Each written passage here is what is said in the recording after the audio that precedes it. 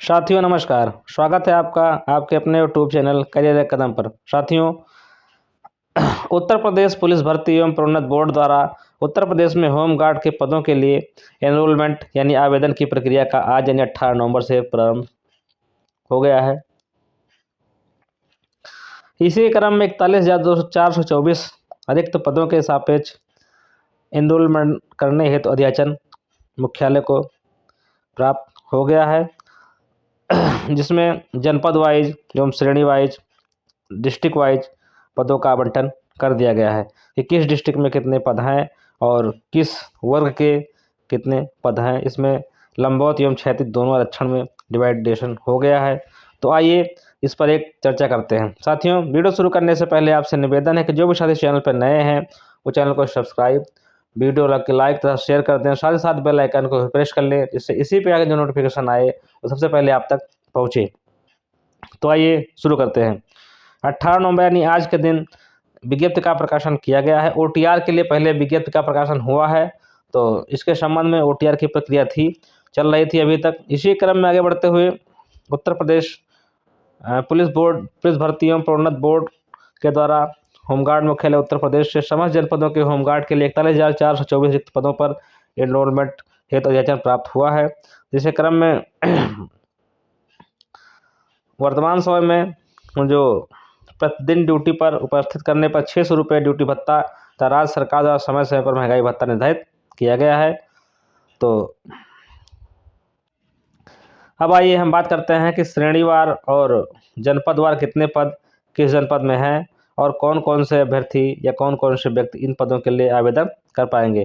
सबसे पहले हम बात करें तो आगरा जनपद की। आगरा जनपद में 1232 पदों के सापेक्ष विज्ञप्ति है। 495 आरक्षित SC, 258 ST, 24 और 332 पिछड़ा और EWS 123। इसी प्रकार फिरोजाबाद में 484, मैनपुरी में 383, मथुरा 489, अलीगढ़ में 853, एटा में 329, हाथरस में 495, कासगंज में 299, बरेली में 761, बदायूं में 629, पीलीभीत में 451 और शाहजहांपुर में 720, मेरठ में 688, गाजियाबाद में 102, बुलंदशहर में 663, बागपत में 218, हापुड़ में 268, गौतम बुद्ध नगर में 421, मुरादाबाद में 462, रामपुर में 382, अमरोहा जनपद में 354, बिजनौर में 573, संभल में 560, सहारनपुर में 586, मुजफ्फरनगर में 395, शामली जनपद में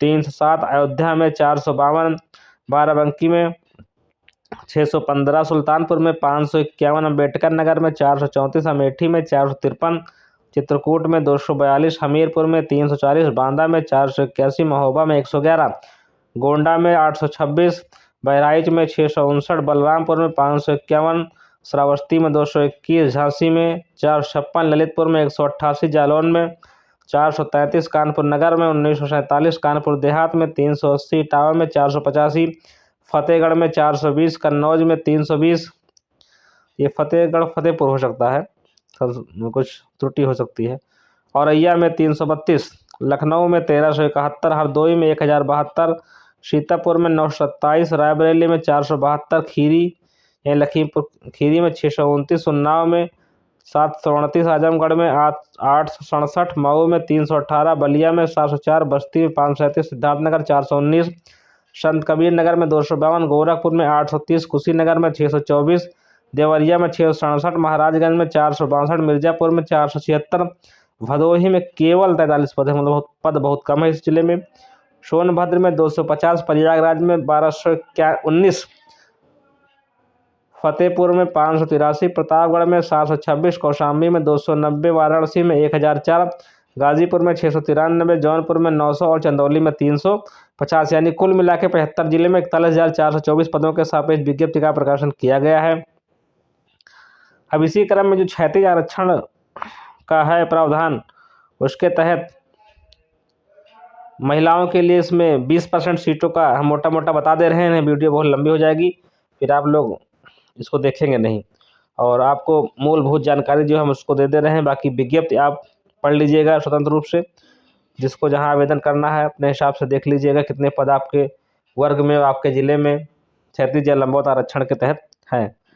तो हम बात करें तो महिला जो अभ्यर्थी उनके लिए 20% सीटों का आरक्षण किया गया है। भूतपूर्व सैनिक के लिए 5% और स्वतंत्रता संग्राम सेनानी के आश्रित जो मतलब स्वतंत्रता संग्राम सेनानी उनके जो आश्रित हैं उनके लिए 2% सीटों का आवंटन किया गया है।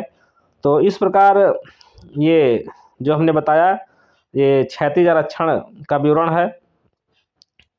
साथ ही साथ आगे अगर हम बात करें, एक बात इसमें स्पष्ट कही गई है कि जो संख्या है रिक्तियों की वो परिवर्तन हो सकता है। साथ साथ एनरोलमेंट की जो कार्रवाई है वो किसी भी समय अलॉटमेंट की किसी स्तर पर बिना कारण बताए नष्ट किया, कहने का मतलब है कभी भी नष्ट की जा सकती है। आइए हम पात्रता पर बात करते हैं। जो मुख्य बिंदु हम उनको देखते हैं, बाकी चीज़ें।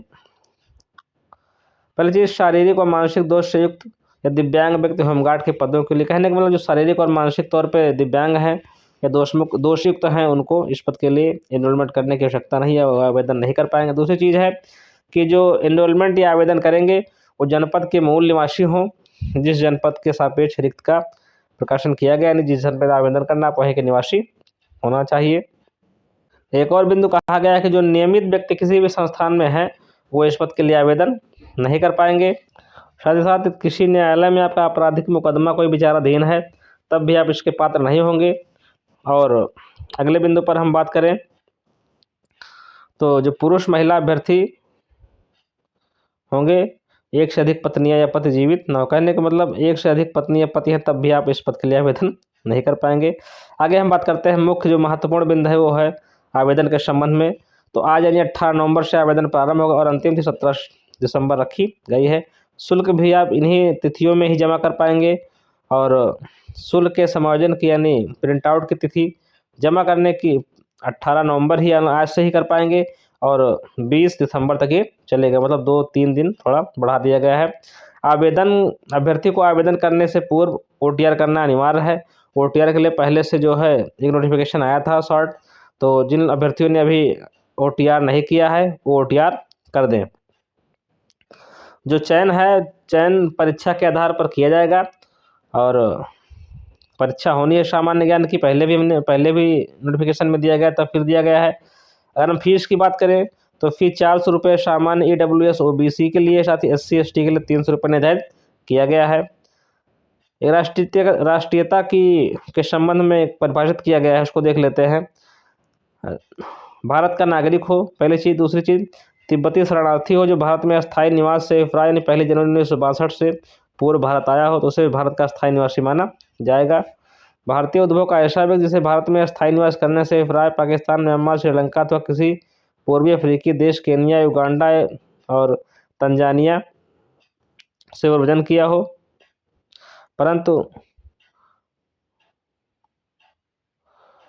श्रेणी खा होगा कि अभ्यर्थी को ऐसा व्यक्ति होना चाहिए जिसके पक्ष में राज्य सरकार द्वारा पात्रता का प्रमाण जारी किया होगा। यानी जो अन्य देश से आया हो, चाहे तिब्बत से आया हो चाहे अन्य देश से आया हो, वो उसके पास राज्य सरकार द्वारा जो पात्रता का यानी प्रमाण है उसके पास होना चाहिए।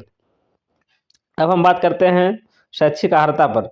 शैक्षिक अर्हता की अगर हम बात करें तो प्रेफरेंस उन अभ्यर्थियों को दिया जाएगा जिनके पास C प्रमाण पत्र यानी जो C सर्टिफिकेट धारक हैं NCC के, उनको इस पद में वरीयता के क्रम में 3 अंक, जो B हैं उनको 2, जो A सर्टिफिकेट धारक है उनको 1 अंक, या जो भारत स्काउट गाइड जो प्रमाण पत्र धारक है उनको भी 1 अंक प्रदान किया जाएगा। इसी क्रम में आपदा मित्र, इसमें जो आपदा मित्र रहे हैं अभ्यर्थी उनको 3 अंक पृथक से दिए जाएंगे जिन्होंने प्रशिक्षण प्राप्त किया है। साथ ही साथ जो वैध ड्राइविंग लाइसेंस जिनके पास 4 पहिया वाहन का है तो उनको 1 अंक पृथक से दिया जाएगा। अब हम बात करते हैं आयु सीमा की। आयु सीमा की यदि हम बात करें तो आयु सीमा 1 जुलाई 2025 के क्रम में 18 से 30 वर्ष के बीच होनी चाहिए, यानी अभ्यर्थी का जन्म 1 जुलाई 95 से पूर्व था 2007 के बाद का नहीं होना चाहिए। कहने का मतलब इसके 1995 से और 2007 के बीच का होना चाहिए। अब हम देख लेते हैं इसमें कि आरक्षण के नियम लागू करने के बाद किन किन वर्ग के लोगों का कितनी उम्र होनी चाहिए। सबसे पहले अगर हम बात करें तो सामान्य वर्ग, सामान्य श्रेणी के जो हैं उसमें 1995 से और 2007 यानी 1 जुलाई 1995 से 2007 के बीच की आयु होनी चाहिए। दूसरी चीज़, जो SC कैंडिडेट है उनकी 90 से 2007 के बीच होनी चाहिए, यानी उनको 5 वर्ष की छूट मिलेगी। जो ST हैं उनको भी सेम छूट मिलेगी और जो ओबीसी हैं उनको भी सेम छूट दी जाएगी। तो ये थी आयु सीमा के संबंध में जानकारी। साथ ही साथ सेना के भूतपूर्व सैनिक जो हैं उनके संबंध में वो लोग जानते हैं, सर्विस उनकी घटा दी जाती है, तब उनकी आयु निर्धारित की जाती है। चरित्र के संबंध में, चरित्र जो है आपका अच्छा होना चाहिए।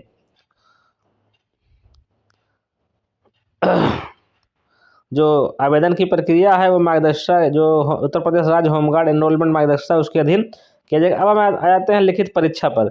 एक महत्वपूर्ण बिंदु है और इस पर हम बात करेंगे। लिखित परीक्षा जो होनी है वो 100 अंकों की सामान्य ज्ञान की होगी।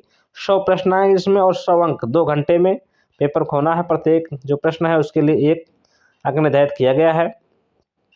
लिखित परीक्षा में 25% से कम अंक पाने वाले अभ्यर्थियों को एनरोलमेंट के लिए पात्र नहीं होंगे। कहने का मतलब जो 25% अंक पाएंगे, 100 नंबर की परीक्षा होगी, 25 नंबर जो कम पाएंगे उनको चयन नहीं किया जाएगा।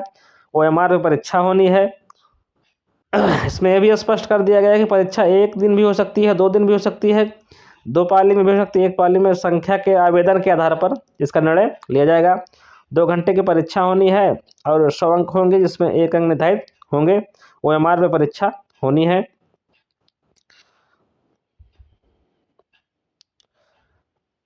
प्रवेश पत्र आपको uppb.pb.gov.in पर उपलब्ध कराया जाएगा।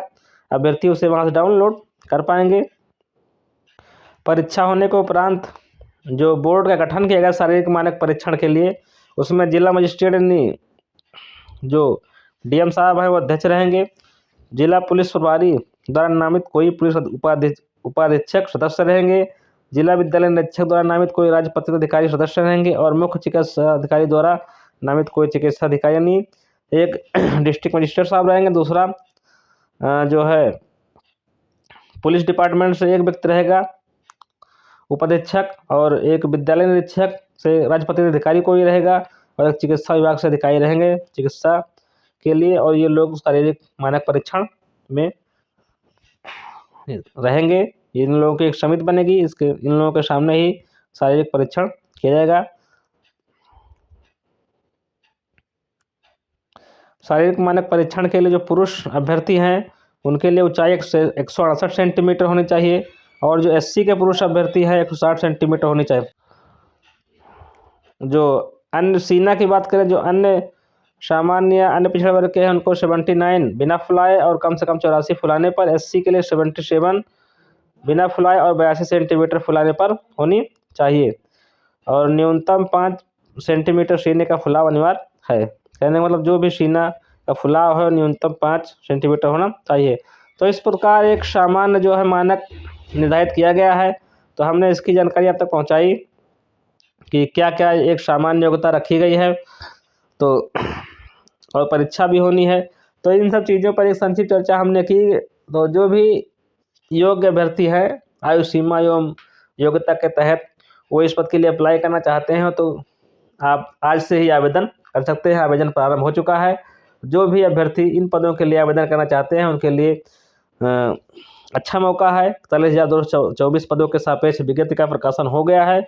तो इच्छुक अभ्यर्थी आज से ही आवेदन कर पाएंगे।